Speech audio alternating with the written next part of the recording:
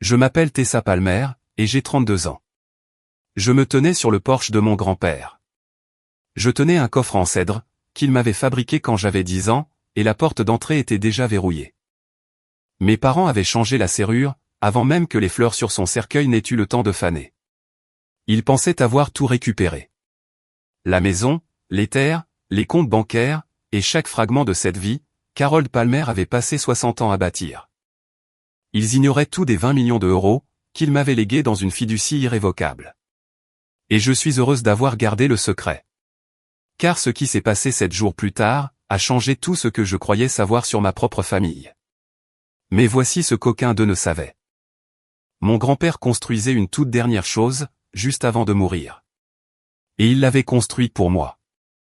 Harold James Palmer a fondé l'entreprise de construction Palmer & Son, à partir d'un simple pick-up, et d'un ensemble d'outils à main empruntés. Il avait 22 ans lorsqu'il a monté la charpente de sa première maison, dans la vallée de Shenandoah. Il en avait 25 lorsqu'il a embauché sa première équipe. Et à l'aube de ses 50 ans, sa société avait construit la moitié des nouvelles habitations, entre Staunton et Waynesboro. Il a vendu l'affaire à 72 ans, mais il a conservé le terrain et les bureaux. C'était un bâtiment en parpaing, situé sur la route 250, avec son nom peint au-dessus de la porte, en lettres qu'il avait lui-même dessinées au pochoir. J'ai grandi dans ce bureau. Chaque été, à partir de mes 14 ans, je m'asseyais au bureau en métal dans l'arrière-boutique. J'y tenais ses livres de comptes, je vérifiais les reçus pour le bois, et les factures pour le béton. L'odeur de la sûre s'accrochait à chaque surface.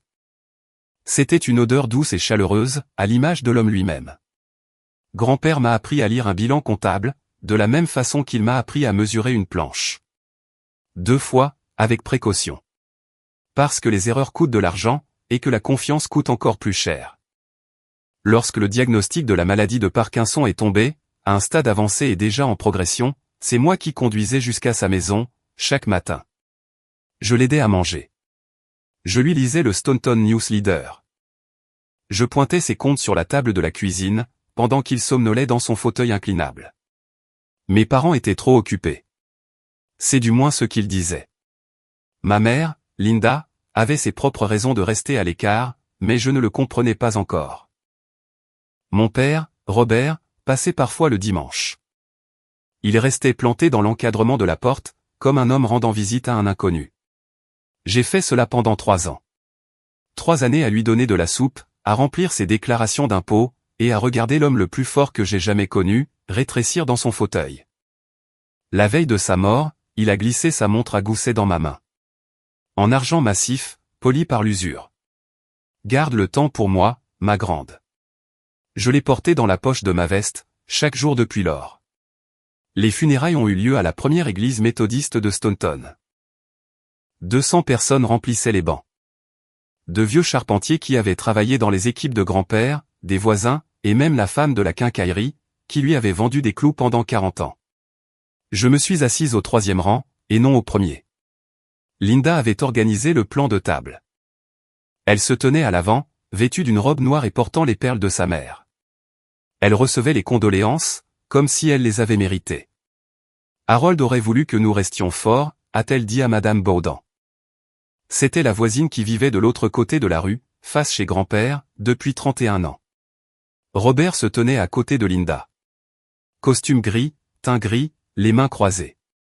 Il ressemblait à un homme assistant à sa propre condamnation. Mon cousin Derek était venu de Charlottesville en voiture de location. Costume neuf, coupe de cheveux fraîchement réalisée. Il serrait des mains comme un agent immobilier animant une journée portes ouvertes.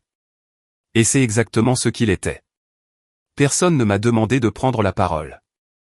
J'avais passé 3 ans au chevet de grand-père, et personne n'a pensé à me tendre un microphone.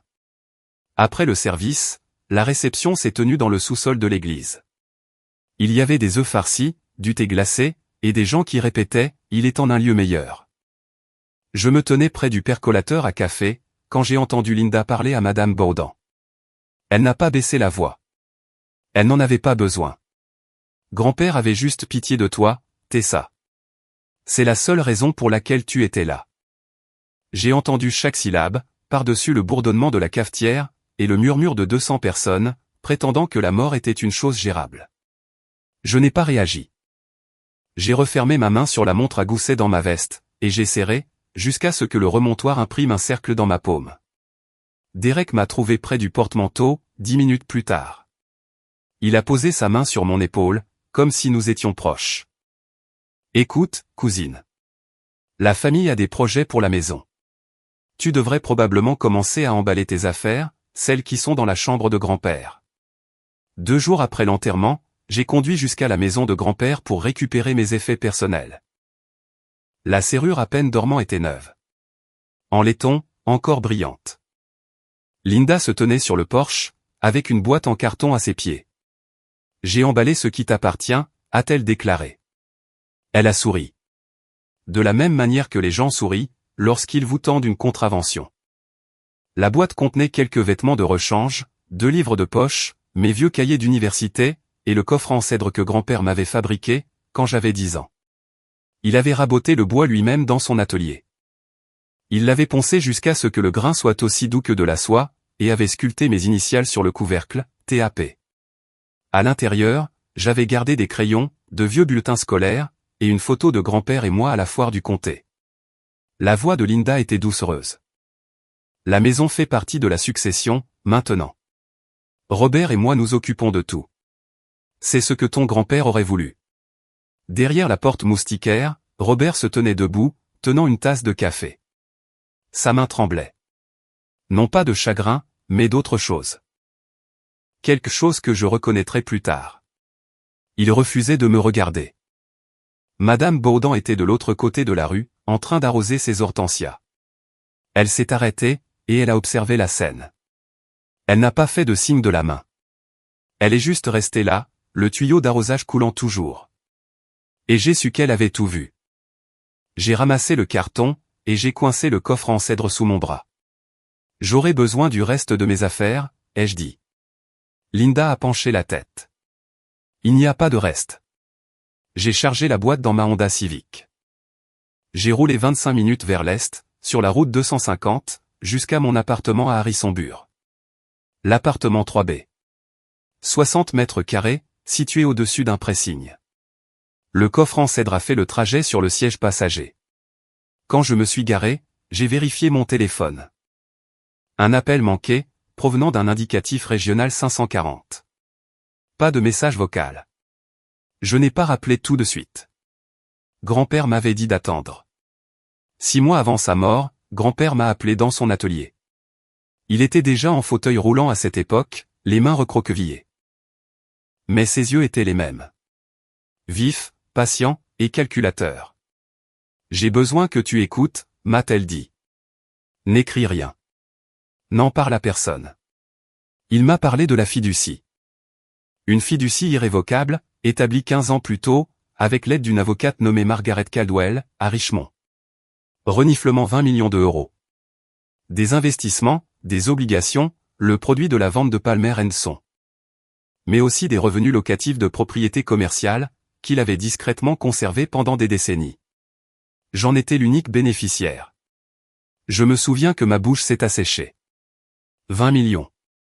L'homme qui portait la même chemise en flanelle 3 jours par semaine, avait amassé 20 millions d'euros, et n'en avait parlé à personne. C'est l'œuvre de toute ma vie, a-t-il déclaré. Et je la confie à la seule personne qui la méritait. J'ai essayé de protester. Il a levé une main tremblante. Margaret te contactera, après mon départ. Elle t'expliquera le reste. Jusque-là, tu ne dis rien. Ni à Robert, ni à Linda. À absolument personne. Le reste, ai-je demandé. Il a regardé la montre à gousset, posée sur l'établi. Tu comprendras quand le moment sera venu. De retour dans mon appartement, 2 jours après l'expulsion, je me suis assise sur mon lit. J'ai fixé le coffre en cèdre. Je connaissais l'existence de la fiducie. Je savais qu'elle était en sécurité. Le terme « irrévocable » signifiait que personne ne pouvait y toucher. Ni Linda, ni un juge des successions, ni personne d'autre. Mais j'ignorais ce que signifiait ce fameux « reste ». J'ai pris mon téléphone, et j'ai composé le numéro commençant par 540. Messagerie vocale. Vous êtes bien au cabinet de Margaret Caldwell. Veuillez laisser un message. J'ai raccroché. grand-père m'avait dit de l'attendre. Alors, j'ai attendu. La montre à gousset reposait sur ma table de nuit, au rythme régulier de son tic-tac. Linda a agi vite. 3 jours après les funérailles, elle a déposé une requête auprès de la cour de circuit du comté d'Augusta. Elle prétendait que grand-père était mort ab intestat. Autrement dit, que son testament, s'il en existait un, avait été perdu ou détruit. Elle a signé une déclaration sous serment, affirmant qu'à sa connaissance, aucune fiducie ni aucun document successoral supplémentaire n'existait. Robert a co-signé. Son écriture, sur le formulaire, était tremblante. Le « R » de Robert s'estompait, comme s'il cherchait à s'échapper de la page. Derek exploitait déjà le filon immobilier. J'ai découvert plus tard, grâce au dossier judiciaire, qu'il avait initié le transfert de 2 parcelles des terres de grand-père. Et ce, des mois avant les obsèques. Un terrain de 2 hectares à Waynesboro, estimé à 280 000 €. Un lot commercial sur l'avenue Greenville à Staunton, d'une valeur de 140 000 €. Les 2 actes de transfert désignaient Harold J. Palmer comme cédant, et Linda S. Palmer comme bénéficiaire. Le tout notarié par un homme nommé Kevin Rudd. J'ai appris le dépôt de la demande d'homologation par Madame Baudan. Elle m'a appelé un jeudi soir, la voix prudente. Ma chérie, j'ai vu ta mère au palais de justice aujourd'hui. Elle a déposé des papiers. J'ai pensé que tu devais le savoir. Je l'ai remerciée, et j'ai raccroché. Je me suis assise à la table de ma cuisine, et j'ai pressé mes paumes à plat sur la surface. L'experte comptable en moi comprenait exactement ce qui se tramait. Chaque jour où Linda avançait ses pions, c'était un jour où des actifs disparaissaient à son nom. J'aurais pu appeler un avocat. J'aurais pu déposer une opposition. Mais grand-père m'avait dit, attends Margaret. Pendant 5 jours, j'ai vécu avec ce poids. 5 jours à surveiller l'horloge. À faire confiance aux instructions d'un homme décédé, plutôt qu'à mes propres instincts professionnels. Le 6e jour, mon téléphone a sonné. Indicatif 540. Cette fois, il y avait bien quelqu'un à l'autre bout du fil. Avant de vous parler de cet appel, je dois faire un bond d'1 an en arrière. Grand-père était encore en vie. J'étais assise à la table de sa cuisine, mon ordinateur portable ouvert. Je rapprochais ses comptes mensuels, exactement comme je le faisais chaque mois, depuis 3 ans. 2 prélèvements ont attiré mon attention. L'un de 12 000 €, et l'autre de 8 000 €. Tous 2 étaient libellés comme des « frais de traitement complémentaires médicaux ». Je les ai signalés. Linda, qu'est-ce que c'est que ça? Elle se tenait au comptoir, versant du thé glacé, avec l'aisance de quelqu'un qui est chez soi. Elle n'a pas hésité une seconde. Ce sont des frais de remboursement médical. Le nouveau régime complémentaire comporte des frais de traitement. J'ai réglé ça avec le service de facturation. J'ai vérifié. Il existait bien un code de régime complémentaire médical correspondant. Le formatage de la facture semblait légitime. En tête officielle, numéro NPI du prestataire, date du service. J'ai laissé passer. 1 an plus tard, assise dans mon appartement de Harrisonburg, avec 3 ans d'archives financières de grand-père sur mon ordinateur, j'ai regardé de plus près. Cette fois, j'ai trié par description, et j'ai filtré le mot « traitement ». 17 prélèvements sur une période de 18 mois. 12 000 par-ci, 8 000 par-là, puis 6 500 et 9 200. Les montants variaient juste assez, pour paraître organiques et naturels. Le total s'élevait à 167 000 €. Aucun régime complémentaire médical ne facture des frais de traitement à 17 reprises. Personne ne fait ça. Linda ne m'avait pas menti qu'une seule fois. Elle avait mis en place tout un système. J'ai affiché les formulaires d'autorisation pour chaque débit. Chacun d'eux portait la signature de Robert. Net, assuré. Rien à voir avec ce tremblement que j'avais vu s'aggraver, au fil des 3 dernières années. Cette même main, qui tremblait en tenant une tasse de café à l'enterrement, avait signé pour des centaines de milliers d'euros de virements. Et ce, sans la moindre hésitation. Mon téléphone a sonné. L'indicatif 540. J'ai décroché avant la 2e sonnerie. La voix de Margaret Caldwell reflétait ce genre de calme absolu, qui ne s'acquiert qu'après 30 ans à annoncer de mauvaises nouvelles, dans des bureaux lambrissés. Tessa, je suis désolé pour ce délai. Votre grand-père m'avait donné l'ordre d'attendre 7 jours après son décès, avant de prendre contact avec vous. Je suis en possession de documents qu'il a préparés. Nous devons nous rencontrer en personne. Est-ce au sujet de la fiducie, ai-je demandé. La fiducie n'est qu'un début, a-t-elle répondu. Il y a autre chose. Elle m'a donné une adresse à Richmond. Et une heure de rendez-vous, demain matin, 10 heures. Je l'ai noté au dos d'un ticket de caisse, parce que mes mains avaient besoin de s'occuper. Margaret, ai-je lâché. Ma mère a déposé une demande d'homologation de succession. Elle prétend que grand-père est décédé sans laisser de testament. Il y a eu un silence. Le genre de pause qui vous indique que l'autre personne est déjà au courant. Nous en discuterons demain, a-t-elle dit. Apportez le coffre en cèdre. J'ai reposé le téléphone. La montre à gousset tic-taquait sur ma table de chevet. Aussi régulière qu'un battement de cœur, qui n'appartenait à plus personne de vivant. J'ai préparé un sac. J'ai déposé le coffre en cèdre sur le siège passager de ma Civic, et j'ai réglé mon réveil à 5 heures du matin. Richmond se trouvait à 2 heures de route vers l'est, sur l'Interstate 64. À travers les montagnes Blue Ridge, au-delà de Charlottesville. Là où Derek vendait des maisons à des gens qui lui faisaient confiance. J'ai dépassé les sorties menant à de petites villes, où les habitants réglaient encore leurs différends avec des poignées de main et un peu de paperasse. Grand-père était un homme de paperasse. Des reçus pour chaque planche, des contrats pour chaque chantier. Il me l'avait dit un jour, debout dans son atelier, de la sueur sur les bottes, les gens mentent, t'es ça. Pas les chiffres. J'ai conduit jusqu'à Richmond le lendemain matin. Je n'ai dit à personne où j'allais. Je suis resté assise dans cette voiture pendant 3 heures. Je repensais à chaque fois où j'avais équilibré les comptes de grand-père, et à chaque chiffre suspect que j'avais signalé, puis laissé passer. Si vous avez déjà eu cette intuition viscérale, au sujet d'un membre de votre famille. Cette petite voix intérieure qui vous souffle que quelque chose cloche. Alors, restez avec moi. Car ce que Margaret m'a montré ce jour-là, a prouvé que parfois, les chiffres ne mentent pas. Même lorsque les gens, eux, s'y emploient. Le bureau de Margaret Caldwell se trouvait au 2e étage d'une maison de ville rénovée, sur Grey Street à Richmond. Des bibliothèques du sol au plafond. Des fauteuils en cuir. Et un bureau orné d'une lampe en laiton, qui valait probablement plus cher que mon loyer. Margaret devait avoir 65 ans. Les cheveux argentés tirés en arrière, des lunettes à monture dorée, et des mains qui bougeaient avec une précision chirurgicale lorsqu'elle ouvrit le dossier. Votre grand-père m'a engagé il y a 15 ans, pour créer et gérer sa fiducie, a-t-elle expliqué. Mais 2 ans avant sa mort, il m'a demandé de faire une chose inhabituelle. Il m'a chargé d'engager un jury comptable. L'expert s'appelait Ray Mitchell.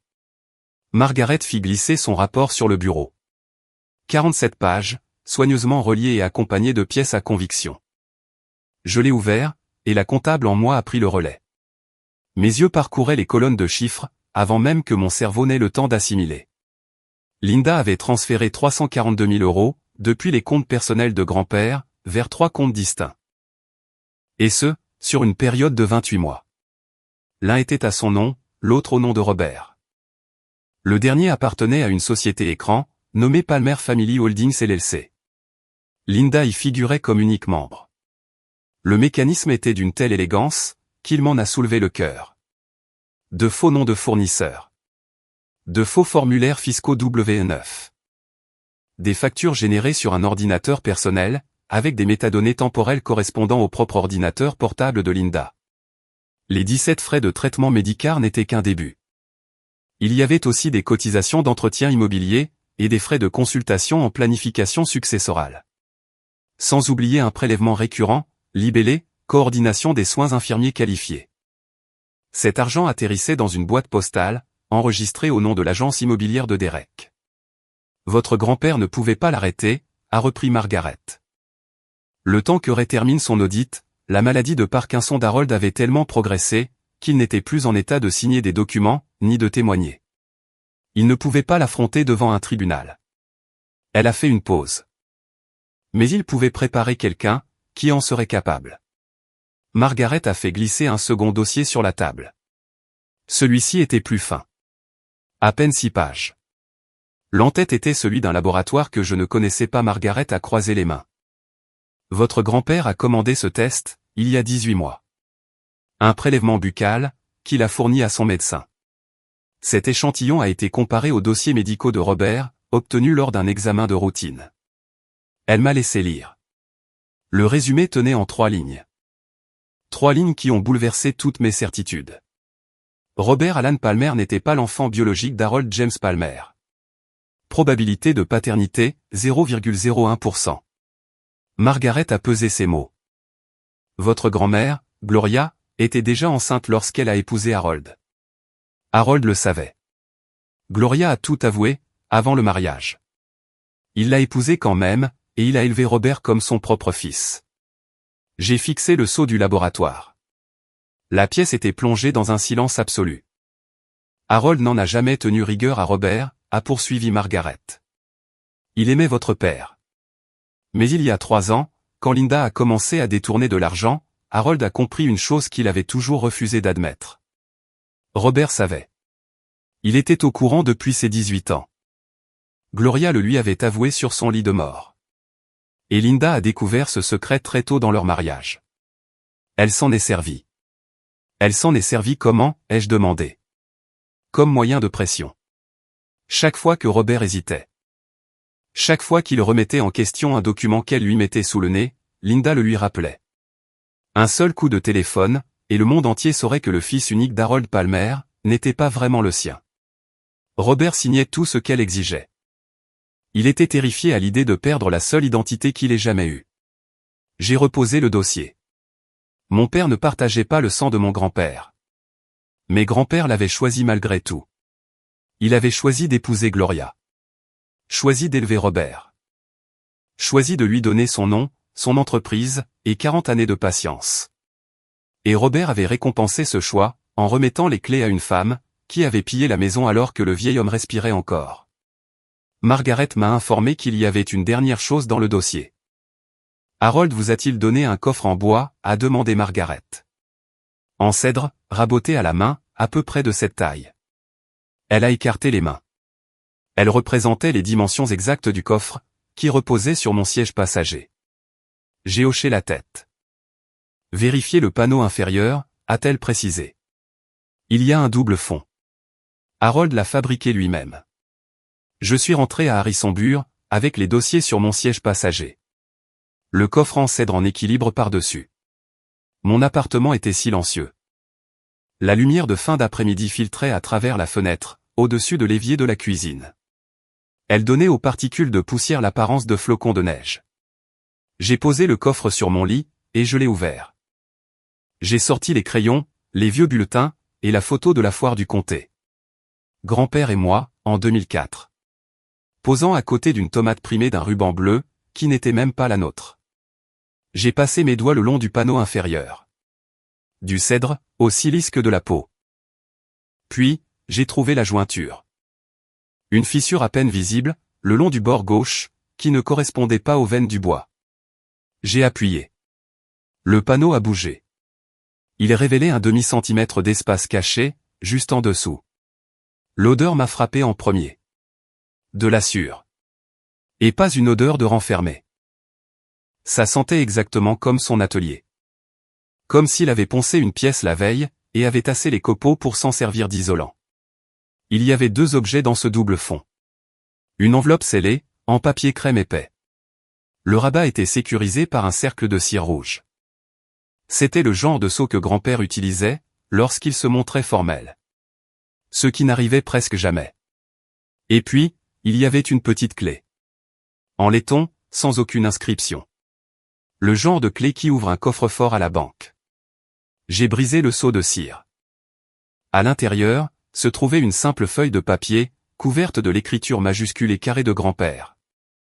Bank of Clark County, succursale de Staunton. Coffre 1147. Utilise la clé. 4 lignes. Aucune explication. Juste les instructions d'un homme qui mesurait toujours 2 fois, et qui ne gaspillait jamais ses mots. J'ai tenu la clé à la lumière. Elle était chaude, après avoir reposé à l'intérieur de ce bois de cèdre. Grand-père avait passé toute sa vie à bâtir des choses. Des maisons, des entreprises. Une famille qui ne le méritait pas. Même dans la mort, il continuait à construire. Une couche à la fois. Linda n'a pas ralenti la cadence. Pendant que je faisais l'aller-retour à Richmond, elle a déposé une requête dans le comté d'Augusta. Elle demandait au tribunal de geler tous les actifs connus de la succession. La maison de grand-père, les 2 parcelles de terrain qu'elle avait déjà transférées à son nom, et tous les comptes bancaires encore enregistrés sous le nom de Harold J. Palmer.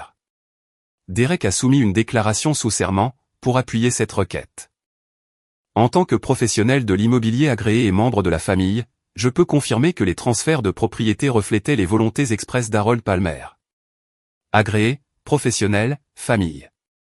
Il avait réussi à se tromper sur ces 3 mots. L'assignation à comparaître est arrivée à mon appartement par courrier recommandé, un vendredi. J'avais 30 jours pour répondre, sous peine de perdre mon droit de contestation. J'ai appelé Margaret. Ils agissent très vite, ai-je dit. Ils y sont obligés, a-t-elle répondu. La fiducie est irrévocable. Dès que le tribunal la verra, leur demande d'homologation s'effondrera. Ils font la course pour tout liquider, avant que quelqu'un n'y regarde de trop près. Alors, nous devons regarder les premières. Margaret m'a présenté à Diana Walsh. C'était une avocate en contentieux successoral, basée à Staunton. Elle était spécialisée dans les litiges d'homologation, et les abus de confiance fiduciaire. Diana avait la 50aine. Les cheveux courts, des lunettes de lecture attachées à une chaîne. Le genre de femme qui gardait un bloc-notes juridique à portée de main, en toutes circonstances. Nous nous sommes rencontrés à son bureau, le lundi suivant. J'avais tout apporté. Le rapport jury-comptable de Ray Mitchell, les résultats d'ADN, la note manuscrite d'Harold trouvée dans le coffre en cèdre, et la clé que je n'avais pas encore utilisée. Diana a lu le rapport d'expertise en 20 minutes. Elle a retiré ses lunettes. Ce n'est pas un simple litige familial, a-t-elle affirmé. C'est de l'exploitation financière d'un adulte vulnérable. C'est un crime. Elle a fixé la clé, posée dans la paume de ma main. Et qu'est-ce que ça ouvre? Je ne le sais pas encore. Diana a décroché son téléphone. Alors, nous avons intérêt à le découvrir. J'ai pris un congé sans solde au cabinet comptable. Mon employeuse, Jean, ne m'a posé aucune question. Des histoires de famille. Prends tout le temps qu'il te faut. Elle m'avait vu partir plus tôt du travail, pendant 3 ans, pour me rendre chez mon grand-père. Elle comprenait. Diana a déposé des assignations à comparaître, pour obtenir les relevés bancaires de la People's Bank of Virginia. Les comptes personnels de grand-père, ceux de Linda, et ceux de Palmer Family Holdings LLC. Les dossiers sont arrivés dans 2 lourdes boîtes d'archives. Je les ai montés dans mon appartement, et je les ai étalés sur la table de ma cuisine. Comme une véritable scène de crime. Car c'est exactement ce qu'elles étaient. J'ai trié par date, j'ai filtré par montant. Puis, j'ai croisé les données, avec les factures du rapport de Ray Mitchell. Ce schéma était un cas d'école de fractionnement de transactions. Linda avait scindé ses virements, en montant juste en dessous du seuil de 10 000 €. Son but était d'éviter de déclencher les déclarations de transactions monétaires. 8 900 par-ci, 9 700 cents par-là. 14 transferts distincts, sous le seuil de signalement légal. Vers un compte différent, à chaque fois. Total détourné via les comptes personnels d'Harold, 342 000 €. Total acheminé via Palmer Family Holdings LLC, 78 000 €.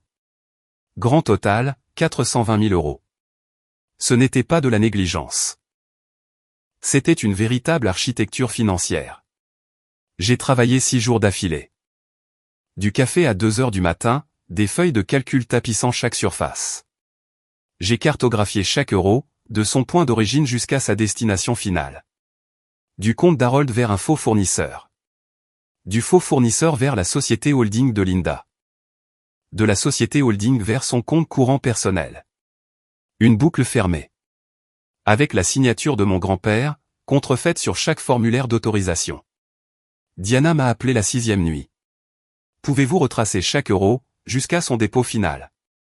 C'est déjà fait, ai-je répondu. Alors, il est grand temps d'utiliser cette clé. À la Bank of Clark County, succursale de Staunton. Je m'y suis présenté un mardi matin, avec la clé en laiton et mon permis de conduire.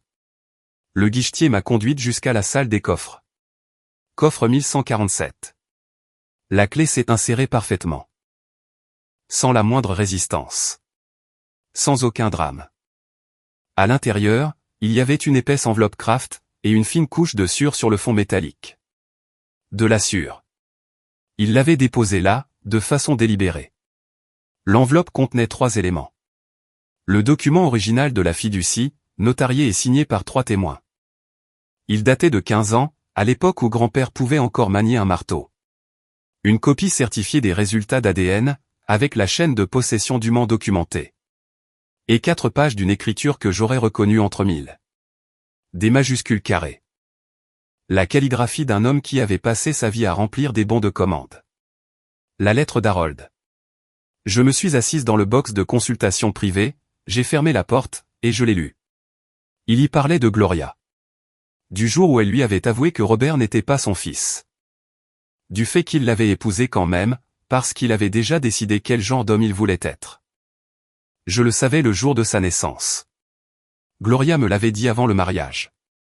Je l'ai épousé malgré tout. J'ai élevé Robert comme mon propre enfant. Non pas parce que j'y étais obligé, mais parce que j'en ai fait le choix. Il a ensuite écrit au sujet de Linda. Il racontait comment il l'avait vu charmer son fils. Puis, comment elle avait lentement, et méthodiquement, démantelé les sécurités financières qu'il avait passé des décennies à construire. Il parlait de la maladie de Parkinson, qui lui avait volé la capacité de riposter. Elle me vole depuis des années. J'aurais peut-être pu l'arrêter plus tôt. Mais j'avais peur. J'avais peur que, si je confrontais Robert, il soit obligé de choisir entre sa femme et son père. Alors, j'ai choisi à sa place. J'ai choisi de protéger ma petite fille, à la place. Et puis, il y a cette phrase que je garde toujours en moi. Les liens du sang ne font pas de vous une famille. C'est ce que vous faites, quand personne ne regarde, qui la définit. Son instruction finale était simple, utilise tout ce qui se trouve dans cette boîte, pour protéger ce que j'ai bâti. Non pas par vengeance, mais pour la vérité. J'ai plié la lettre, et je l'ai replacée dans l'enveloppe. Au fond du coffre-fort, les copeaux de sueur accrochaient la lumière fluorescente. Il sentait son atelier. Il sentait tous les étés de mon enfance. Je suis resté dans cette pièce pendant 40 minutes.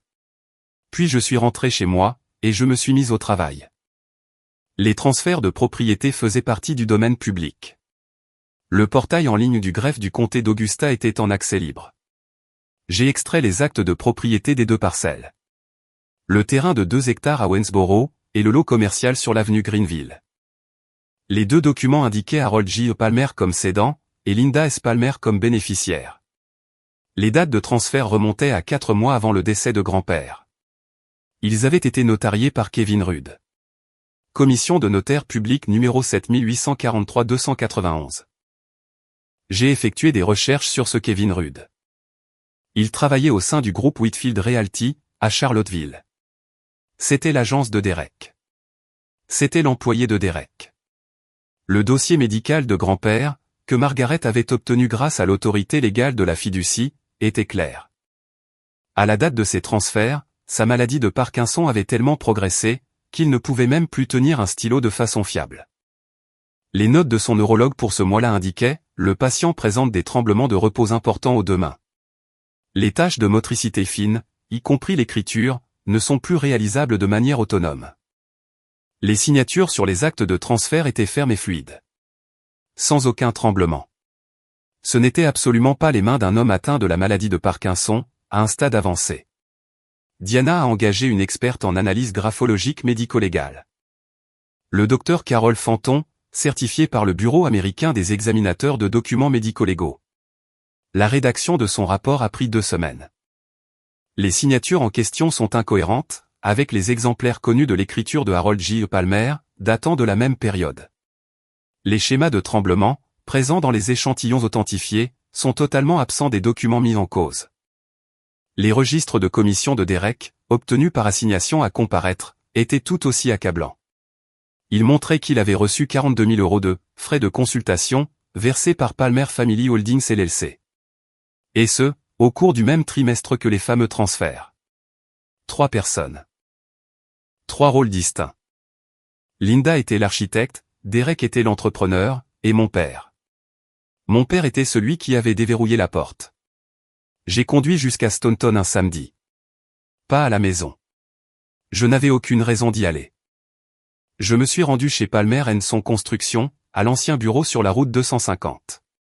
L'entreprise avait été vendue depuis des années, mes grands-pères avaient gardé les murs. L'endroit était désormais vide et verrouillé. Mais le pick-up de Robert stationnait sur le parking en gravier. Il était assis à l'intérieur, dans ce vieux bureau. Celui avec le nom de grand-père toujours imprimé sur la vitre. Une bière posée sur le pupitre. D'anciennes photos de l'équipe tapissaient le mur, de jeunes hommes en casque de chantier, debout devant des charpentes de maison, tout sourire. Robert a levé les yeux quand je suis entré. Il n'a pas demandé comment j'avais pu pénétrer à l'intérieur. La porte latérale ne fermait plus correctement depuis 1997. « Tu ne devrais pas être ici », a-t-elle dit. Sa voix était lasse. Non pas hostile, juste épuisée. Je suis au courant pour les transferts, papa. Il a fixé sa bouteille de bière, et a gratté l'étiquette avec l'ongle de son pouce. Je ne te demande pas de te retourner contre elle, ai-je continué. Je te demande juste de me dire une chose. Le savais-tu? Un long silence s'est installé. La lumière fluorescente au-dessus de nos têtes grésillait. Robert a fini sa bière. Il a reposé la bouteille, avec la précision d'un homme qui buvait depuis midi. J'ai signé ce qu'elle m'a dit de signer. Nouvelle pause. Je ne savais pas combien. Une demi-vérité. Je l'entendais à la façon dont sa voix s'était affaissée sur le mot « combien ». L'intonation sonnait faux, comme celle d'un témoin qui n'aurait répété qu'une partie de son texte. « Et grand-père » ai-je interrogé. « Est-ce que tu savais pour ?» Ne le dis pas, il m'a coupé la parole. Un seul ordre, tranchant comme un pistolet à clous. Je suis resté planté là, 1 minute de plus. Les photos sur le mur montraient un homme, qui avait autrefois l'habitude de construire des choses, aux côtés de son père. L'homme devant moi, lui, avait laissé quelqu'un d'autre tout détruire. Je suis parti. J'ai repris le volant jusqu'à Harrisonburg. Les chiffres diraient, tout haut, ce qu'il refusait de prononcer. Je m'étais tenu dans ce bureau vide, entouré de photos d'une entreprise que mon grand-père avait bâtie de ses propres mains. Et j'avais réalisé une chose essentielle. Cette fraude n'était pas qu'une question d'argent. Il s'agissait de l'effacer, lui. D'effacer tout ce qu'il avait accompli, et tous ceux à qui il avait accordé sa confiance. Si vous avez déjà vu l'héritage d'une personne être démantelé, par ceux-là même qui auraient dû le protéger. Alors, vous savez exactement pourquoi je ne pouvais pas fermer les yeux. Le bureau de Diana disposait d'un tableau blanc. Quand nous eûmes terminé, l'endroit ressemblait au repère d'un complotiste. Des lignes rouges reliaient les noms aux comptes. Des lignes bleues reliaient les comptes aux propriétés. Et des lignes vertes marquaient la chronologie. Voici notre stratégie, a exposé Diana. Étape 1, nous déposons une objection à la requête d'homologation de Linda. Nous présentons la fiducie irrévocable, ce qui soustrait intégralement les 20 millions d'euros de la succession. Étape 2, nous présentons les preuves de l'expertise comptable. Afin d'invalider les transferts de propriété. Falsification de signature, notarisation frauduleuse, et abus de confiance dans le cadre d'une procuration. Étape 3, nous transmettons les preuves pénales au procureur du comté d'Augusta. Elle a tapoté le dossier ADN. Quant à ceci. L'ADN ne disqualifie pas Robert en matière d'héritage. Harold l'a élevé. Légalement, c'est le fils d'Harold, sans aucune considération pour la biologie. Mais cela détruit complètement leur crédibilité. Toute la demande d'homologation de Linda et de Robert repose sur un argument clé. Ils prétendent être la seule véritable famille d'Harold. Et moi, je ne serai que la petite fille. Qui passait de temps en temps. L'ADN prouve que la personne qu'ils qualifient d'héritier légitime d'Harold, n'est même pas son enfant biologique. Et la personne à qui Harold a véritablement choisi de confier son héritage, est assise dans ce fauteuil. J'ai fixé le tableau blanc. Je ne veux pas détruire mon père. Dans ce cas, nous nous concentrerons sur Linda et Derek. Le niveau d'implication de Robert émergera naturellement, au cours de la procédure. S'il a coopéré de manière passive, le tribunal en tiendra compte. Elle a marqué une pause. Mettez ça, vous devez vous y préparer. Quand l'affaire ira en audience, tout éclatera au grand jour. La fraude, les virements, les tests ADN. Et votre père sera assis à 3 mètres de vous. Je sais. En êtes-vous bien sûr? La montre à gousset a tic-taqué dans ma veste. La lettre de grand-père réclamait la vérité, et non la vengeance. J'en étais sûr. Linda s'est pointée à mon appartement, un mercredi. Aucun appel, aucun avertissement. Juste sa berline garée sur le parking à côté du pressing, et des coups secs frappés à ma porte. Derek était sur le siège passager, le moteur toujours en marche. J'ai ouvert. Linda portait du rouge à lèvres, et arborait une expression minutieusement étudiée. Inquiète, maternelle. Le masque parfait qu'elle enfilait, pour les voisins et pour les notaires. Ma chérie, je sais que cette période a été difficile pour nous tous. Mais ton père et moi pensons qu'il est préférable de gérer la succession ensemble, en famille. C'est Margaret Caldwell qui gère les affaires de grand-père, ai-je rétorqué. Le visage de Linda a changé du tout au tout. Ce nom l'a frappé comme un courant d'air glacial. Mais elle a retrouvé ses esprits en 2 secondes chrono. C'était impressionnant, vraiment. Margaret a pris sa retraite, il y a des années. Non, pas du tout. Linda a tenté une approche différente. Une légère inclinaison de la tête, empreinte d'inquiétude. Une voix radoucie. Ton grand-père ne voudrait pas que des avocats déchirent cette famille, Tessa. Il disait toujours que la famille passait avant tout. C'est grand-père lui-même qui a engagé cette avocate. Son expression de façade s'est effondrée. En dessous, on devinait quelque chose de dur et d'étincelant. Comme le fil d'une lame, accrochant la lumière. Tu ne sais pas dans quoi tu t'embarques, a-t-elle sifflé. Je sais très exactement ce que je commence. Elle est partie. J'ai observé par la fenêtre, pendant qu'elle montait dans la voiture. Derek s'est penché pour lui glisser un mot. Linda a secoué la tête. Derek a passé un coup de téléphone, pendant qu'il quittait le parking. Je suis retourné à la table de ma cuisine. 2 boîtes d'archives pleines de relevés. 47 pages d'expertise comptable. Le rapport d'un graphologue. Une analyse ADN de laboratoire. Et la lettre d'un homme mort, qui bâtissait des maisons et tenait ses promesses. 3 jours plus tard, j'ai reçu la date d'audience. 2 semaines avant l'audience, Diana et moi avons passé en revue toutes les pièces à conviction, une dernière fois. 47 pages de relevés bancaires. 11 documents comportant des signatures falsifiées. Des registres de transfert de propriété, entachés de notarisation frauduleuse. De faux formulaires W9, avec des noms de fournisseurs inexistants. La déclaration sous serment de Ray Mitchell, détaillant 28 mois de transactions fractionnées. L'analyse graphologique du docteur Carole Fanton. La déposition de Kevin Rudd. La certification du laboratoire d'ADN, avec sa chaîne de possession inviolée. La déclaration sous serment de Madame Bourdan, 4 pages d'observation, rédigée par une femme qui avait observé ma famille de l'autre côté de la rue, pendant 31 ans. Et enfin, la lettre d'Harold, dûment authentifiée par Margaret. Diana a refermé le classeur. Ce n'est plus une simple affaire judiciaire, a-t-elle résumé. C'est un audit financier, armé d'un marteau de juge. Diana m'a préparé pour la barre des témoins. Vous n'êtes pas là pour vous disputer, m'a-t-elle conseillé. Vous êtes simplement en train de lire un bilan. Faites exactement ce que vous faites tous les jours, au travail. Je me suis entraîné. Une voix calme, des réponses claires. Indiquez la pièce à conviction. Laissez parler les chiffres. Ma patronne, Jean, m'a appelé cette semaine-là. Ça jase en ville, m'a-t-elle prévenu. Les gens posent des questions sur ta famille. Staunton était une petite bourgade. 4 degrés de séparation, peut-être 3. Les rumeurs voyageaient, à travers les comités de l'église et les files d'attente de la quincaillerie, bien plus vite que n'importe quel dossier n'atteignait le tribunal.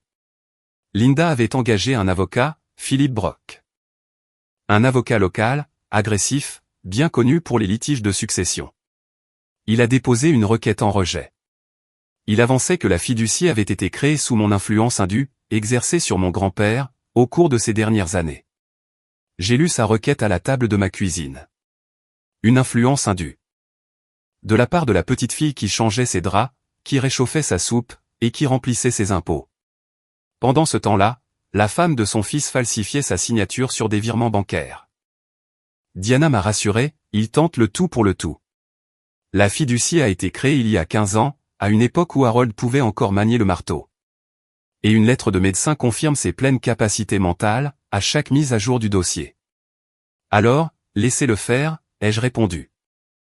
Madame Bourdon m'a appelé un dimanche, après la messe. Ma chérie, Linda raconte partout que tu contestes les dernières volontés de ton grand-père. Que tu essaies de voler la maison, dans le dos de tes propres parents. J'ai commencé à m'expliquer. Ce n'est pas, je sais très bien que non, a-t-elle coupé. Je t'ai vu conduire jusqu'à cette maison, chaque jour de la semaine, pendant 3 ans. Hiver comme été. Même pendant cette terrible tempête de verglas, en février. Je n'ai jamais aperçu Linda. Elle a fait une pause. Mais j'ai fini par la voir, à 2 reprises. Les 2 fois, elle est arrivée avec des boîtes d'archives vides, et elle est repartie avec les boîtes pleines. Et une fois, j'ai vu ton cousin Derek dehors. Il marchait le long de la limite de propriété, avec un maître ruban. Madame Bourdon avait 74 ans. Elle avait été secrétaire d'école pendant 30 ans. Le genre de femme qui remarquait tout. Qu'un enfant porte la même chemise 2 jours de suite, ou qu'un parent signe du mauvais nom sur un mot d'excuse. Rien ne lui échappait. J'aimerais témoigner si cela peut t'aider, a-t-elle proposé. Je suis peut-être vieille, mais mes yeux fonctionnent parfaitement, et ma mémoire est bien meilleure que la moyenne. Diana l'a ajouté à la liste des témoins. Témoin de moralité, pour prouver le type d'aidante que j'avais été. Et témoin chronologique, pour attester des activités que Linda et Derek menaient autour de la maison. 2 jours plus tard, Derek m'a téléphoné. C'était la première fois que nous nous parlions depuis les obsèques. Cousine, tu veux vraiment aller jusqu'au bout? Pense à oncle Robert. Pense à ce qui va éclater au grand jour. Elle était là. La fameuse menace. Il pensait que j'ignorais l'existence de l'ADN. Il croyait que c'était un moyen de pression. Que la peur de voir le secret de Robert exposé au grand jour, me ferait plier. J'y ai réfléchi, ai-je répondu, et j'ai raccroché. Derek venait d'abattre sa toute dernière carte. Il ignorait que j'avais le jeu entier entre mes mains. La veille de la conférence préparatoire au procès, Robert a appelé. Sa voix était éraillée. Le genre d'éraillement propre aux fins de soirée. Celui qui vient avec le whisky, les larmes, ou bien les deux. Je ne peux pas l'arrêter, a-t-il avoué. Je sais. Si ça va jusqu'au tribunal, tout va se savoir. Absolument tout. Je le sais aussi. Un long silence. Je pouvais l'entendre respirer. Quelque part derrière lui, une porte s'est refermée. Linda, probablement, qui circulait dans cette maison qui n'était pas la sienne. Il le savait, n'est-ce pas, a fini par demander Robert. Ton grand-père. Il savait pour moi. Je m'étais préparé à un tas de scénarios. J'avais pratiqué mon témoignage financier avec Diana. J'avais répété la présentation des pièces à conviction. Mais je ne m'étais pas préparé à ce que mon père me demande, à 23h30, si l'homme qu'il avait élevé savait qu'il n'était pas son fils. Il le savait, ai-je répondu. Et il t'a choisi, malgré tout. Le silence s'est prolongé. J'ai entendu Robert poser un objet. Un verre, peut-être. Je ne mérite pas ça. Peut-être pas. Mais il te l'a offert quand même. C'est l'homme qu'il était. Il a raccroché, sans rien promettre. Aucun engagement à témoigner. Aucun engagement à arrêter Linda. Juste le déclic de fin d'appel. Et le bruit lointain de son pick-up qui démarrait en arrière-plan. Ce qui signifiait qu'il était de nouveau à l'ancien bureau, buvant seul, dans un bâtiment avec le nom de son père inscrit sur la fenêtre. Je me suis assise sur mon lit, dans l'appartement 3B. La montre à gousset de ma table de chevet égrenait son tic-tac régulier. Je n'ai pas dormi. J'ai passé en revue les chiffres, une fois de plus. Non pas parce que j'en avais besoin. Mais parce que les chiffres étaient la seule chose en laquelle j'avais confiance. Contrairement aux gens, ces derniers temps. La conférence préparatoire a eu lieu à 9h du matin. Peu importe ce que Robert déciderait, je serai là. Cour de circuit du comté d'Augusta. Salle d'audience numéro 2. Sous la présidence de la juge Martha Ansley. Une 50aine d'années, une approche directe et sans fioriture. Le genre de juge qui lisait scrupuleusement chaque dossier, avant même que l'audience ne commence. Philippe Brock a ouvert les débats pour Linda. Il se tenait au pupitre, les manches retroussées. Sa voix était soigneusement calibrée, pour susciter la sympathie. Votre honneur, cette fiducie a été créée à une période où Harold Palmer était extrêmement vulnérable. Sa petite fille, Tessa Palmer, était sa seule aidante. Elle bénéficiait d'un accès illimité à un homme souffrant d'une maladie de Parkinson en pleine progression. Nous sommes convaincus que cet acte de fiducie reflète une influence indue, et non les véritables volontés d'Harold Palmer. Diana s'est levée. Sans aucun effet dramatique. Votre honneur, la fiducie a été établie il y a 15 ans. Monsieur Palmer avait alors 70 ans. Il jouissait de toutes ses facultés, et dirigeait encore une entreprise de construction. Le document a été signé par 3 témoins indépendants. Et dûment notarié. Il n'a été mis à jour qu'une seule fois. 2 ans avant le décès de Monsieur Palmer. Et ce, durant une fenêtre de lucidité documentée, et confirmée par son médecin traitant. Nous disposons de l'attestation médicale. Elle a brandi le classeur des pièces à conviction. Nous sommes prêts à présenter l'acte de fiducie original. Ainsi que les preuves de vastes irrégularités financières, dans la gestion de la succession de Monsieur Palmer par la plaignante. La juge Ansley a regardé l'avocat adverse. Il me faudra examiner le document original de la fiducie, lors de l'audience de présentation des preuves. J'ordonne également aux 2 parties, de fournir un bilan financier complet. Ceci concerne tous les actifs de la succession auxquels elles ont accédé, qu'elles ont transférés ou gérés au cours des 3 dernières années. Brock a hésité. Derrière lui, Linda s'est penchée en avant, et a chuchoté avec urgence. Son avocat a repris la parole. La plaignante préférerait limiter la communication des pièces à, la juge l'a coupé net. Un bilan comptable complet, maître. Pour les 2 parties. L'audience de présentation des preuves est fixée au 14 octobre. Le visage de Linda, au moment où la juge a exigé une vérification mutuelle des comptes, a révélé la première vraie faille que j'ai pu observer. C'était un détail infime. Une tension autour des yeux. La mâchoire qui se crispe d'un demi-degré. Mais j'ai reconnu cette expression. C'était le visage d'une femme, dont le système parfaitement huilé venait tout juste d'être soumis à un audit. J'ai appris la suite des événements, grâce au dossier judiciaire et aux dépositions. Derek a appelé Linda la nuit suivant la conférence. Ils vont éplucher les registres de propriété, l'a-t-il averti. Mon nom est sur la chaîne de notarisation. Celui de Kevin y figure aussi. Ce n'est plus un simple litige civil, Linda. Garde ton sang-froid, a-t-elle répliqué. Nous dirons que Harold a tout autorisé verbalement. Une autorisation verbale, de la part d'un homme atteint de Parkinson qui ne pouvait même plus tenir un stylo. Ça ne tiendrait jamais la route. Kevin Rudd, le notaire et copain de bureau de Derek, a passé son propre coup de fil. Non pas à Derek, mais à un avocat de la défense pénale. L'avocat de Kevin a contacté Diana dans les 48 heures. Il proposait ce que les juristes appellent un accord de coopération. Kevin fournirait une déclaration sous serment, confirmant que Derek lui avait demandé de notarier les documents de transfert de propriété, et ce, en l'absence totale d'Harold. En échange, le notaire désirait l'assurance que le procureur prendrait en compte sa coopération, au moment de formuler les chefs d'accusation. Il retourne sa veste, m'a annoncé Diana. Le notaire de Derek va témoigner que les signatures ont bien été falsifiées. Derek a conduit en trombe jusqu'à Staunton.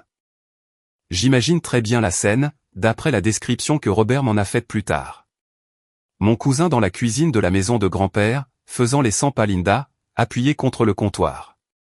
Et Robert, assis à la table. Tu avais juré que ce serait simple, s'est emporté Derek. Un coup rapide, ni vu ni connu. Et personne ne serait blessé. Mais personne n'a été blessé, a rétorqué Linda. Nous sommes une famille. Cet argent était de toute façon censé nous revenir. Tessa fait aussi partie de la famille, a rappelé Derek. Linda a soulevé sa tasse de café. Tessa n'est qu'une comptable pleine de rancœur. La voix de Robert s'est alors élevée, doucement, depuis la table. C'est notre fille. Linda n'a pas daigné répondre. Elle a bu une gorgée de son café, et a habilement changé de sujet. Elle a abordé la date de l'audience, comme si le mot « fille » était un contretemps qu'elle pouvait simplement rayer de son emploi du temps. Au bureau de Diana. Une semaine avant l'audience, nous avons effectué une dernière revue détaillée de chaque pièce à conviction, que nous avions prévu de présenter. Reniflement l'acte de fiducie, vieux de 15 ans. Inattaquable. La compétence mentale certifiée par un médecin, à chaque mise à jour. La déclaration sous serment d'expertise comptable de Ray Mitchell, 47 pages, retraçant le parcours de 420 000 €, depuis les comptes d'Harold jusqu'à ceux de Linda. 11 documents d'autorisation falsifiés. Accompagné de l'analyse graphologique du docteur Carole Fanton, concluant que les signatures étaient incohérentes avec l'écriture connue de mon grand-père. Les registres de transfert de propriété, démontrant que 2 parcelles d'une valeur de 420 000 € avaient été mises au nom de Linda, grâce à une notarisation frauduleuse. La déclaration sous serment de Kevin Rudd, confirmant avoir notarié les transferts en l'absence d'Harold. Les registres de commission de Derek, prouvant la réception de 42 000 € de paiement de la part de Palmer Family Holdings LLC. Les résultats ADN du laboratoire, avec leur chaîne de possession certifiée. La déclaration de Madame Bowden. Et la lettre d'Harold, authentifiée par Margaret, qui s'apprêtait à témoigner en personne. Diana a refermé le classeur. Ce n'est plus une affaire judiciaire, a-t-elle répété. C'est un audit avec un marteau de juge. Margaret témoignerait au sujet de la fiducie, et des instructions d'Harold. Ray Mitchell présenterait l'analyse financière. Le docteur Fanton interviendrait par déposition vidéo. Madame Bowden avait repassé sa belle robe du dimanche, et m'avait assuré qu'elle serait au premier rang. J'ai touché la montre à gousset, dans ma veste. Elle était chaude grâce à la chaleur de mon corps. De la même façon qu'elle l'était autrefois, réchauffée par grand-père. Allons-y, ai-je dit. L'audience a eu lieu un mardi, au mois d'octobre. Les érables le long de la route 250 commençaient à virer au rouge. Ce rouge profond et sincère, qui n'apparaît que lorsque les nuits deviennent suffisamment froides, pour dépouiller l'arbre de tout ce dont il n'a plus besoin. Cours de circuit du comté d'Augusta, salle d'audience numéro 2. Des murs lambrissés, un éclairage fluorescent, un drapeau américain qui aurait bien eu besoin d'un coup de fer à repasser. C'était le genre de pièce où les litiges immobiliers et les batailles pour la garde d'enfants se jouaient, chaque mardi, pendant que le reste de la ville de Staunton allait travailler. Du côté gauche, Diana Walsh siégeait à la table de la défense, et je me tenais à ses côtés. Le coffre en cèdre reposait sur la table, enregistré comme pièce à conviction à Margaret Caldwell était assise derrière nous. Ses cheveux argentés, ses lunettes dorées, et ses mains sagement croisées sur ses genoux. Ray Mitchell l'accompagnait, avec 2 copies de son rapport. Sur le côté droit, Philip Brock, armé de son bloc-notes jaune, faisait cliqueter son stylo. Linda se trouvait près de lui. Elle portait un tailleur bleu marine, et maintenait une posture rigide. Elle avait ressorti ses perles. Les mêmes perles que pour l'enterrement. Comme si la réputation pouvait se porter, tel un simple bijou. Robert était assis au bout de la table, le visage toujours aussi gris. Il fixait les veines du bois du bureau, et ne levait pas les yeux. Derek avait pris place au premier rang de l'assemblée, tout près de la sortie. Il tapotait nerveusement du pied. Madame Bowden occupait le 2e rang. Sa robe du dimanche, ses lunettes à double foyer, assises aussi droites qu'un piquet de clôture. Une journaliste du Staunton News Leader gardait un carnet ouvert sur ses genoux.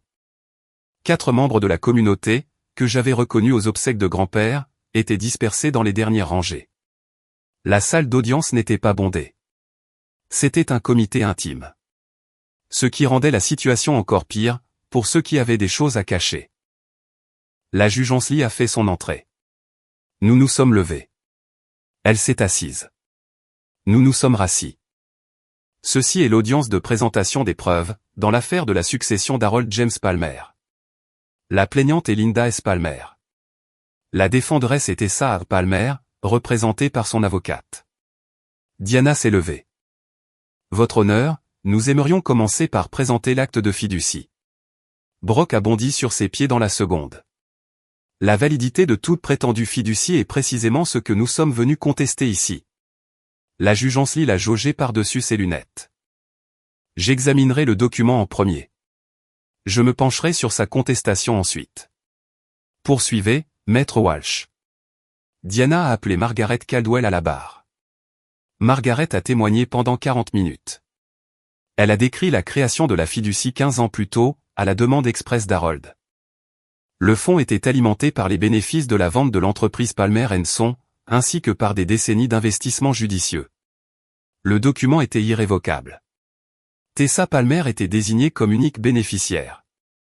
Harold avait 70 ans au moment de la signature. Une lettre de médecin, confirmant sa compétence cognitive et légale, était jointe au document original. 3 témoins indépendants avaient apposé leur signature. L'assistante juridique de Margaret, un responsable bancaire, et le comptable historique de mon grand-père. Brock a procédé au contre-interrogatoire. N'est-il pas vrai que vous avez un intérêt financier personnel, quant à l'issue de cette fiducie? La réponse de Margaret fut d'une précision chirurgicale. J'en suis l'administratrice. Mes honoraires sont fixés par l'acte lui-même. C'est un taux qui est approuvé par la bénéficiaire, et par le tribunal. J'ai donc un intérêt fiduciaire, maître. Et non un intérêt financier. Brock s'est rassis. Diana a ensuite appelé Ray Mitchell. Le projecteur s'est allumé dans un bourdonnement. Les feuilles de calcul de l'expert ont envahi l'écran. Des colonnes entières de dates, de montants, de numéros de compte et de noms de fournisseurs. Il a détaillé au tribunal les 28 mois de transactions. 342 000 euros, passés des comptes personnels d'Harold, à 3 comptes directement contrôlés par Linda. 78 000 euros via la société Palmer Family Holdings LLC. De faux noms de fournisseurs. Des entités qui ne correspondaient à aucune entreprise enregistrée dans l'État de Virginie. Les formulaires W9 générés sur un ordinateur domestique. Leurs métadonnées temporelles correspondaient à l'appareil enregistré sous l'adresse email de Linda. Les 17 prélèvements, labellisés comme des frais de traitement complémentaires médicaux, qu'absolument aucun plan de santé n'avait jamais facturé. Ce fut ensuite le tour des transferts de propriété. La déposition vidéo du docteur Carole Fanton a été diffusée sur l'écran du tribunal. Sa conclusion était purement clinique. Les signatures en question sont incohérentes par rapport aux exemplaires connus. Les schémas de tremblement, qui sont présents dans les échantillons authentifiés de la même époque, sont totalement absents des documents mis en cause. Selon mon opinion professionnelle, ces paraphes n'ont pas été produits par Harold J. Palmer. La déclaration sous serment de Kevin Rudd a été lue à voix haute par Diana. Monsieur Whitfield m'a demandé de notarier les documents. Monsieur Palmer n'était pas présent. On m'a assuré qu'il les avait signés plus tôt, chez lui. Je n'ai procédé à aucune vérification. Le visage de Derek s'est vidé de son sang. Il a chuchoté quelque chose à l'attention de Brock, qu'il a royalement ignoré. Linda est restée rigide, la mâchoire verrouillée. Ses mains étaient serrées avec tant de force, que ses jointures en devenaient blanches. La juge Ansley a retiré ses lunettes de lecture. Elle a fixé directement l'avocat de la partie adverse. Maître, votre cliente souhaite-t-elle répondre à ces irrégularités comptables? Brock a réajusté sa cravate. Nous aurions besoin de temps supplémentaire pour analyser ces éléments d'expertise. Vous avez eu 30 jours, maître, a tranché la juge. Diana s'est levée de nouveau. Votre honneur, il reste une pièce à conviction supplémentaire. Elle est tout à fait pertinente quant à la légitimité de la plaignante. Le dossier de la partie adverse repose, en partie, sur une affirmation. À savoir que Robert Palmer, en tant que fils unique d'Harold Palmer, serait l'héritier principal légitime. Et que mademoiselle Tessa Palmer, en sa qualité de simple petite fille, n'aurait qu'un droit subordonné. Elle a remis un dossier au greffier. Ceci est une analyse ADN certifiée. Elle a été effectuée 18 mois avant le décès d'Harold Palmer, à sa propre demande, et par l'intermédiaire de son médecin personnel. La chaîne de possession est dûment documentée. Diana a lu la conclusion à haute voix. L'analyse conclut, avec une certitude de 99,98%, que Robert Alan Palmer n'est pas l'enfant biologique de Harold James Palmer. Un frisson a parcouru la salle d'audience. La main de Madame Baudin a volé devant sa bouche. Le stylo de la journaliste s'est figé. Dans l'assistance, l'un des anciens charpentiers de l'équipe de grand-père a secoué lentement la tête. De la façon dont on le fait, quand une chose dont on se doutait à moitié, s'avère finalement être vraie. Robert n'a pas explosé de colère. Il ne s'est pas levé. Il n'a même pas essayé de nier. Il s'est simplement enfoncé dans sa chaise, comme un immeuble qui s'affaisse sur ses fondations. Ses mains se sont posées à plat sur la table. Son visage avait pris la couleur du vieux ciment. Et puis, il l'a dit. Presque pour lui-même. D'une voix si faible, que le greffier du tribunal a dû se pencher en avant pour pouvoir le saisir. Il le savait. Il l'a toujours su. Et il m'a quand même gardé. L'espace d'une seconde, le tribunal est resté complètement figé. J'ai regardé mon père, et j'ai vu quelque chose à laquelle je ne m'attendais pas. Ce n'était plus l'homme qui signait des documents sans les lire. Ni celui qui se cachait derrière une porte moustiquaire, pendant que je portais un carton jusqu'à ma voiture. J'ai vu le petit garçon que Harold avait choisi d'élever. Le garçon qui avait passé sa vie entière, à essayer de mériter une place qu'il possédait déjà. C'est alors que Linda l'a agrippé par le bras. Ne dis pas un mot de plus. L'instant de grâce s'est brisé net. Brock a tenté de rattraper le coup. Votre honneur, cette preuve ADN n'est absolument pas pertinente en matière de droit de succession. En vertu de la loi de Virginie, un enfant élevé par un parent possède le même statut légal, indépendamment de toute relation biologique. C'est une pure manœuvre de diversion. Diana a acquiescé de la tête. Nous sommes parfaitement d'accord, maître. Nous ne prétendons pas que Robert Palmer n'a aucun statut légal. Nous démontrons simplement que la façon dont la plaignante dépeint cette famille est fondamentalement malhonnête. Selon elle, ils seraient les seuls héritiers légitimes d'Harold Palmer. Et Tessa Palmer ne serait qu'une étrangère, qui aurait manipulé un vieil homme malade. Harold Palmer connaissait la vérité sur la filiation de Robert. Il a tout de même choisi de l'élever. Et il a également choisi, sur une période de 15 ans et en pleine possession de ses moyens légaux, de confier son héritage à l'unique personne qui a prouvé qu'elle le méritait. Non pas par les liens du sang, mais par sa conduite. Elle s'est tournée pour faire face à Linda. La plaignante ne s'est jamais souciée d'Harold Palmer. Elle ne lui a pas rendu visite. Elle ne l'a pas nourri, elle ne lui a pas fait la lecture, et elle n'a pas tenu ses comptes. Ce qu'elle a fait, en revanche, c'est falsifier sa signature. Elle a créé des fournisseurs fictifs. Et structuré des transactions financières, dans le seul but de contourner les seuils de signalement fédéraux. Et pour couronner le tout, elle a déposé une requête d'homologation frauduleuse, et ce sous serment. Linda n'a pas pu se contenir.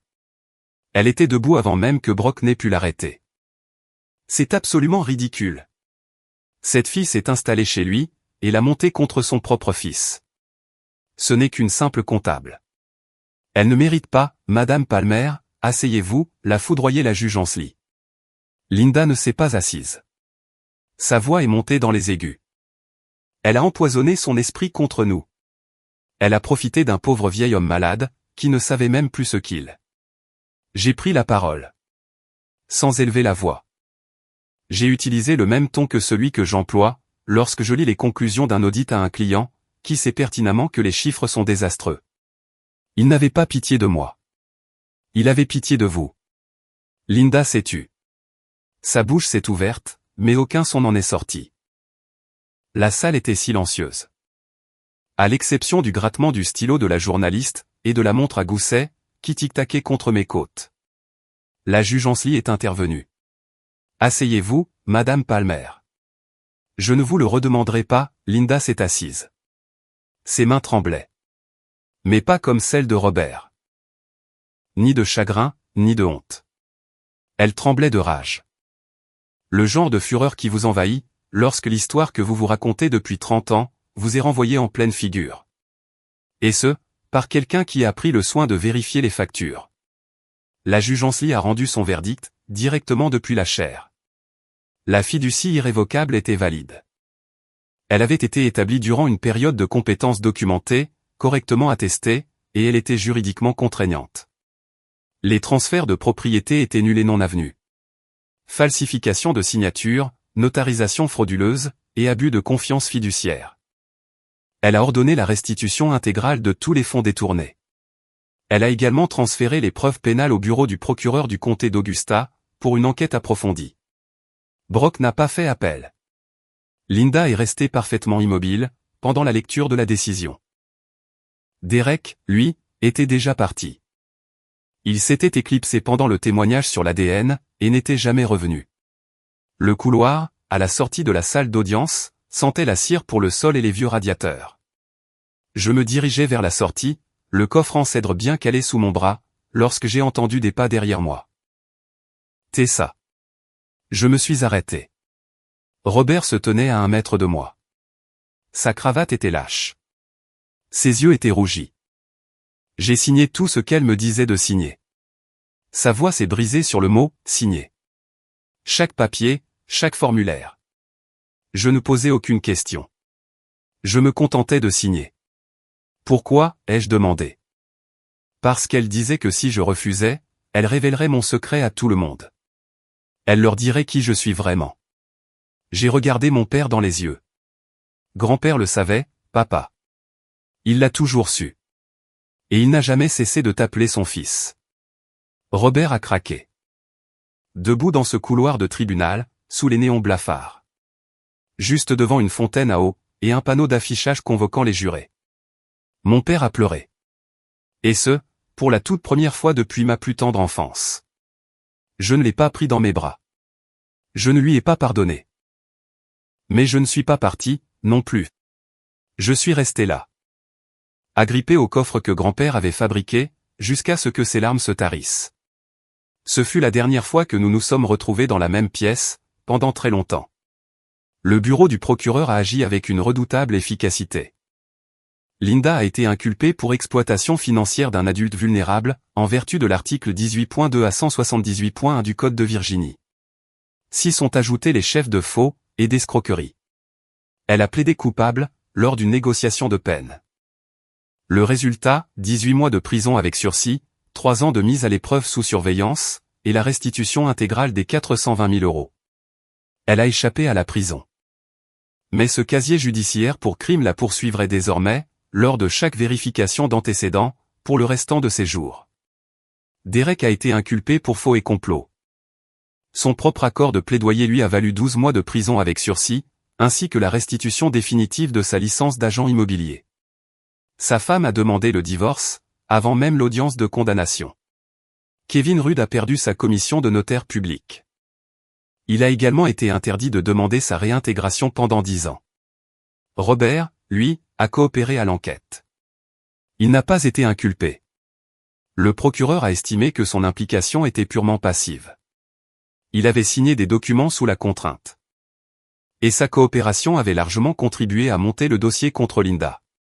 Il a déménagé de la maison de grand-père, pour s'installer dans un petit studio des quartiers ouest de Staunton. Il a entamé une procédure de divorce.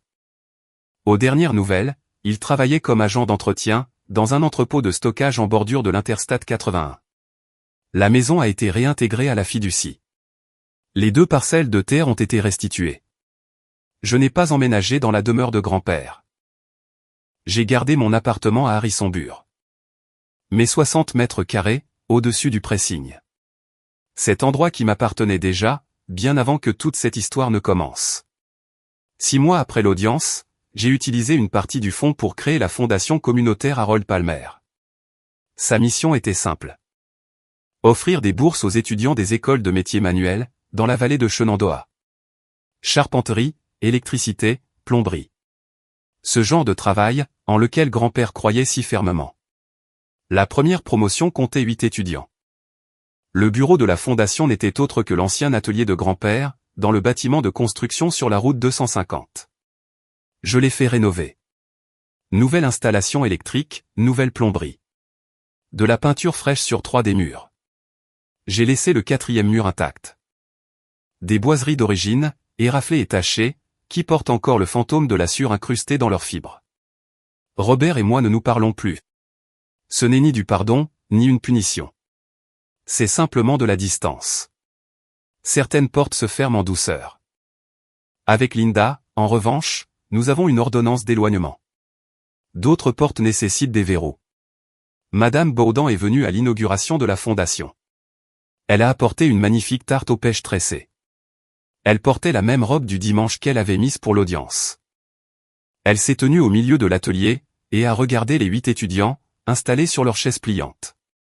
Ton grand-père serait fier de toi, m'a-t-elle assuré. J'ai souri. Il dirait plutôt que j'ai fait exploser le budget. Il y a une montre à gousset sur mon bureau, à présent. En argent massif, et polie par le temps. Reniflement, elle est posée juste à côté du coffre en cèdre, sur l'étagère derrière moi. Dans un atelier qui fleure bon la peinture fraîche, et le vieux bois. Grand-père l'avait écrit dans sa lettre. Et je vais le répéter une dernière fois. Les liens du sang ne font pas de vous une famille. C'est ce que vous faites, quand personne ne regarde, qui l'a défini. Je n'ai pas hérité de 20 millions d'euros. J'ai hérité d'un niveau d'exigence. Voilà mon histoire. Un coffre en bois, une comptable têtue. Et un grand-père, qui a bâti des choses faites pour durer, même après son départ. Si cette histoire vous a rappelé qu'il faut vérifier qui détient la procuration sur un être qui vous est cher, prenez cela comme un signe. Faites-le dès cette semaine. Et si vous connaissez quelqu'un qui a besoin d'entendre ce message, n'hésitez pas à partager cette vidéo. Merci d'avoir été présent. Laissez un commentaire, cliquez sur s'abonner, et on se retrouve dans la prochaine vidéo.